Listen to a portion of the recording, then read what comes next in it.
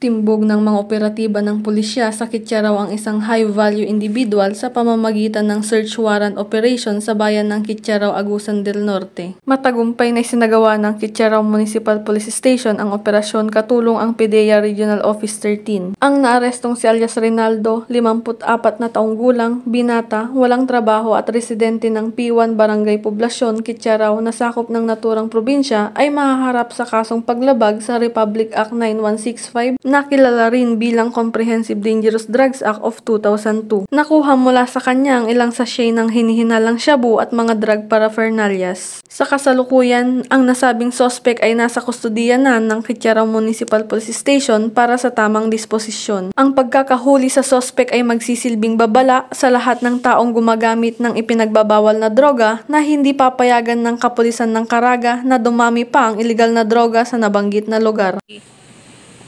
Mula dito sa Police Regional Office 13, ako ang inyong PNN Correspondent, Patrolwoman Joanna Cabili, alagad ng batas, taga-taguyod ng Balitang Pulis.